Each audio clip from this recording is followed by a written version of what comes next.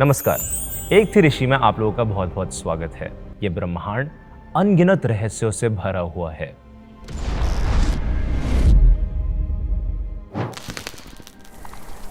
और इस ब्रह्मांड में एक कण से भी छोटे ग्रह पृथ्वी पर हम इंसान युगों युगों से ये जानने की कोशिश में जुटे हुए हैं कि हम कौन हैं, हमारे जीवन का उद्देश्य क्या है। ये ब्रह्मांड कैसे बना है,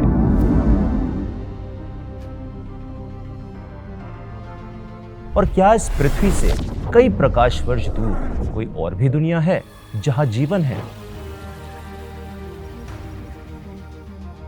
आखिर इस ब्रह्मांड में हमारा क्या वजूद है? क्या हम इंसान ही हैं जो इस ब्रह्मांड के रहस्य को खोजने में जुटे हुए हैं, या कोई और भी है जो हमें खोज रहा है? सवाल बहुत है और जवाब बहुत कम, लेकिन आज तक हम इस ब्रह्मांड को जितना जान या समझ पाए हैं वो रेगिस्तान में एक रेत के कण के समान है।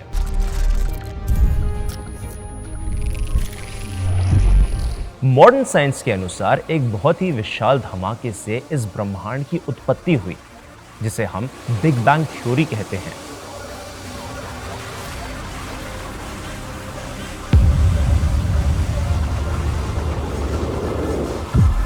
हालांकि कुछ वैज्ञानिक इस थ्योरी को सही नहीं मानते हैं। बिग बैंग थ्योरी के अनुसार आज से लगभग 13.8 अरब साल पहले एक अत्यंत घनी और गर्म अवस्था से ब्रह्मांड का विस्तार हुआ।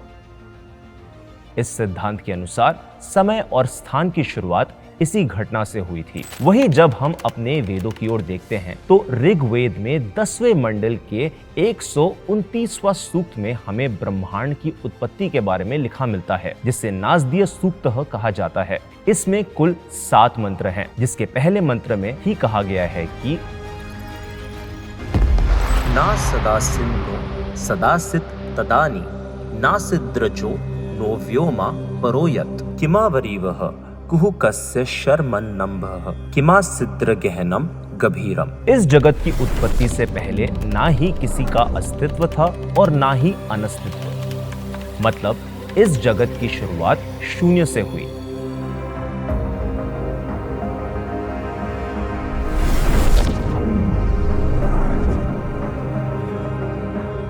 तब ना हवा थी, ना आसमान था, और ना उसके परे कुछ था।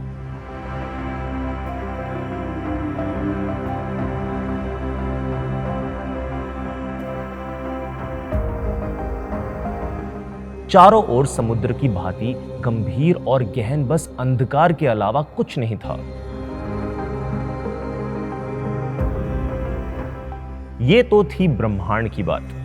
हमने जाना कि आखिर इस ब्रह्मांड की उत्पत्ति कैसे हुई।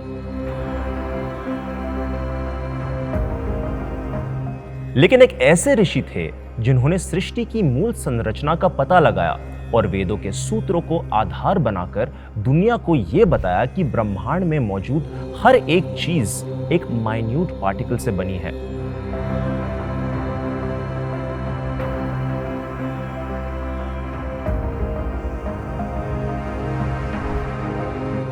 वे कहते थे कि हर वस्तु सूक्ष्मतम कणों से बनी है, जिन्हें उन्होंने अणु नाम दिया।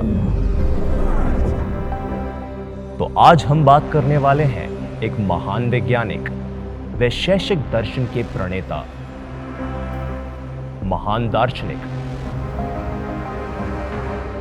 The father of atomic theory, Rishi Kanada.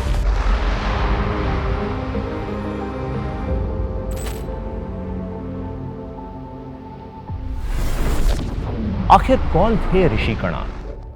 उनका जन्म कब और कहां हुआ, इसको लेकर विद्वान एक मत नहीं दिखते, क्योंकि कणाद के समय का ठीक पता नहीं चलता। लेकिन ये तो साफ है कि ऋषि कणाद गौतम बुद्ध और महावीर से बहुत पहले पैदा हुए, क्योंकि बौद्ध और जैन काल में वैशेषिक दर्शन का प्रचार हो चुका था। बौद्ध दर्शन के निर्वाण सिद्धांत पर वैशेषिक के असत कार्यवाद की गहरी छाप है, और जैन दर्शन में जो परमाणुवाद है वो भी वैशेषिक से ही लिया गया है। उनके जन्म स्थान के बारे में विद्वान मानते हैं कि ऋषि कणाद का जन्म गुजरात के प्रभाकर क्षेत्र में द्वारका के पास हुआ था। इनका नाम कणाद क्यों पड़ा, इस विषय में भी एक दंत कथा प्रचलित है। कहा जाता है कि ये महर्षि अपने रिसर्च में इतने खोए रहते थे कि खाना पीना भी भूल जाते थे, और जब उन्हें भूख लगती थी तो खेत में बिखरे हुए अन्न के कणों को चुनते और उससे खाना बनाकर खा लेते और फिर अपने रिसर्च में जुट जाते। इसीलिए वे कणाद के नाम से विख्यात हुए। कुछ विद्वान ये भी मानते हैं कि परमाणु सिद्धांत की खोज करने की वजह से इन्हें कणाद कहा गया। हालांकि आज तक हमें पढ़ाया जाता रहा है कि परमाणु सिद्धांत के जनक English chemist physicist John Dalton थे, लेकिन इतिहास के पन्नों में गहराई से झांकने पर हमें एक और कहानी मिलती है। एक ऐसी कहानी जो करीबन 2600 साल पहले लिखी गई है, जब भारतीय ऋषि और दार्शनिक आचार्य कणाद ने परमाणु के सिद्धांत की नींव रखी थी। ऋषि कणाद का दृष्टिकोण था कि ये ब्रह्मांड सूक्ष्मतम कणों और परमाणुओं से निर्मित है। अब सवाल ये है कि क्या जॉन डाल्टन ने ऋषि कणाद के परमाणु सिद्धांत को ही अपना सिद्धांत बताया, या ये उनके सिद्धांत से अलग है? इसको समझने के लिए हम ऋषि कणाद के एटॉमिक थ्योरी का मॉडर्न साइंस के साथ कंपैरिजन करके देखते हैं। पहला है विभाजन की सीमा। कणाद के अनुसार किसी भी चीज को बार बार डिवाइड करने पर हमें अंत में परमाणु मिलता है, जिसे और डिवाइड नहीं किया जा सकता। मॉडर्न साइंस में भी माना जाता है कि परमाणु सबसे छोटी यूनिट होती है जिसे केमिकली डिवाइड नहीं किया जा सकता। हालांकि परमाणु के अंदर और भी स्मॉलर यूनिट्स होते हैं, जैसे प्रोटॉन, न्यूट्रॉन और इलेक्ट्रॉन। दूसरा है अविनाशी परमाणु, यानी कि इंडिस्ट्रक्टिबल एटम। परमाणु इंडिस्ट्रक्टिबल होता है और ये सभी मटेरियल एग्जिस्टेंस का नींव है। मॉडर्न साइंस में भी परमाणु को केमिकल रिएक्शंस द्वारा नष्ट नहीं किया जा सकता, लेकिन एटॉमिक फिजन और फ्यूजन द्वारा डिवाइड या कंबाइन किया जा सकता है। तीसरा है दृष्टिहीनता। परमाणु को नेकेड आई से नहीं देखा जा सकता, लेकिन मॉडर्न माइक्रोस्कोप्स और अन्य उपकरणों से परमाणु की स्ट्रक्चर देखी जा सकती है। फिर आता है स्टेट्स। परमाणु के 2 स्टेट्स होते हैं, मोशन और एब्सोल्यूट रेस्ट। परमाणु भी मोशन और रेस्ट के स्टेट्स में हो सकते हैं। पार्टिकल फिजिक्स में परमाणु के पार्टिकल्स डिफरेंट एनर्जी स्टेट्स में होते हैं। कणाद के मेजरमेंट्स में 1 अंगुल यानी कि 1.9 सेंटीमीटर्स इज इक्वल टू 2,62,144 परमाणु होते हैं, जिससे एक परमाणु लगभग 7.2 into 10 to the power -8 metre का होता है। मॉडर्न मेजरमेंट्स के अनुसार एक परमाणु का साइज लगभग 10 to the power -10 मीटर का होता है। कणाद और मॉडर्न साइंस दोनों ने परमाणु को स्मॉलेस्ट और इंडिस्ट्रक्टिबल यूनिट के रूप में माना है। हालांकि मॉडर्न साइंस ने परमाणु की स्ट्रक्चर और बिहेवियर को अधिक गहराई से समझा है, जैसे कि सब एटॉमिक पार्टिकल्स की डिस्कवरी। कणाद के समय में साइंटिफिक इंस्ट्रूमेंट्स की कमी के बावजूद उनका सिद्धांत उनकी डीप साइंटिफिक थिंकिंग और ऑब्जर्वेशनल स्किल्स को दर्शाता है। ऋषि कणाद का एटॉमिक थ्योरी उनकी विजन और साइंटिफिक थिंकिंग का प्रमाण है, जो दर्शाता है कि how ancient knowledge laid the foundation for modern discoveries. हालांकि ऋषि कणाद की खोज सिर्फ परमाणुओं के सिद्धांत तक सीमित नहीं थी। उनके शोध और विचारधाराओं ने विभिन्न साइंटिफिक और फिलोसॉफिकल फील्ड्स में महत्वपूर्ण योगदान दिया। आइए उनके कुछ प्रमुख डिस्कवरीज और प्रिंसिपल्स को समझते हैं। गुरुत्वाकर्षण। गुरुत्वाकर्षण बल की खोज के बारे में हमें अब तक ये बताया जाता है कि सर आइजैक न्यूटन ने इनकी खोज की।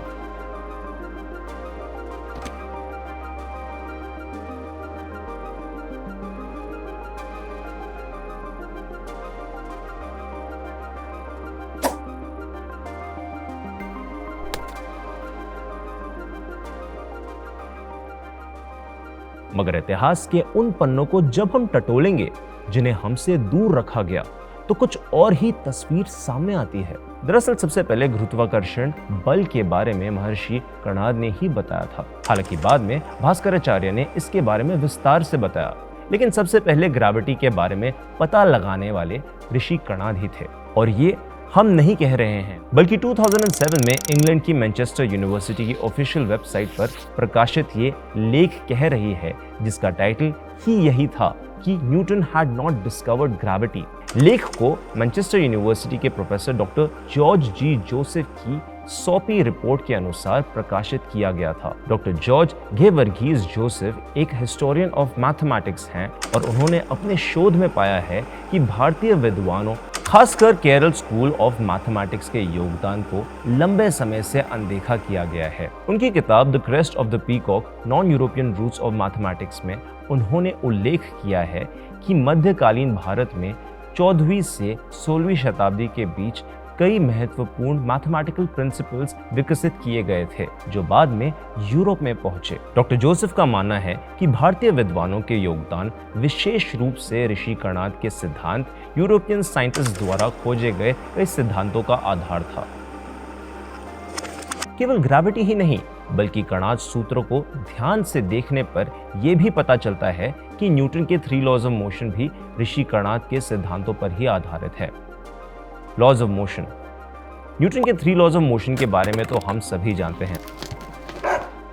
सर आइजैक न्यूटन ने 5 जुलाई 1687 को अपने सिद्धांत को फिलोसोफी नेचुरालिस प्रिंसिपिया मैथमेटिका में गति के इन 3 नियमों को प्रकाशित किया। लेकिन क्या आप जानते हैं महर्षि कणाद ने न्यूटन से पहले गति के 3 नियम बताए थे। अब आप सोच रहे होंगे कैसे, तो चलिए आपको बताते हैं। First law of motion, Newton, an object at rest remains at rest and an object in motion remains in motion at a constant speed and in a straight line unless acted on by an unbalanced force। यानी Newton का पहला नियम कहता है कि कोई वस्तु स्थिर रहती है जब तक उस पर कोई बाहरी बल नहीं लगता और गतिशील रहती है अगर उस पर कोई बल ना लगे। वही कणाद का सूत्र भी यही कहता है कि गति का परिवर्तन बाहरी बल के कारण होता है। दोनों का सार एक ही है। Second law of motion, The acceleration of an object depends on the mass of the object and the amount of force applied। Newton का दूसरा नियम बताता है कि वस्तु का त्वरण उसके द्रव्यमान और उस पर लगाए गए बल पर निर्भर करता है। कणाद का सूत्र भी इसी सिद्धांत को प्रस्तुत करता है जो बल और गति के बीच के संबंध को दर्शाता है। Third law of motion, For every action there is an equal and opposite reaction। Newton का तीसरा नियम ये कहता है कि हर क्रिया के लिए एक बराबर और विपरीत प्रतिक्रिया होती है। कणाद का सूत्र भी यही बताता है कि प्रत्येक गति बलों की क्रिया और प्रतिक्रिया का परिणाम है। आखिर इन तीनों नियमों में इतनी समानता कैसे है जबकि न्यूटन और ऋषि कणाद के समय काल में हजारों वर्षों का अंतर है? क्या सच में न्यूटन ने गति के तीनों नियम बताए या न्यूटन को इस सिद्धांत के बारे में ऋषि कणाद के वैशेषिक सिद्धांत से पता चला? ये निर्णय हम आप पर छोड़ते हैं। लेकिन आचार्य कणाद का अद्वितीय ज्ञान दर्शाता है कि भारत की प्राचीन विद्या और विज्ञान का प्रभाव कितना गहरा और व्यापक था जो सदियों बाद भी आधुनिक विज्ञान की नींव को पोषित करता रहा है। उनकी खोजों ने न केवल भारतीय दर्शन को समृद्ध किया बल्कि आधुनिक विज्ञान की नींव भी रखी।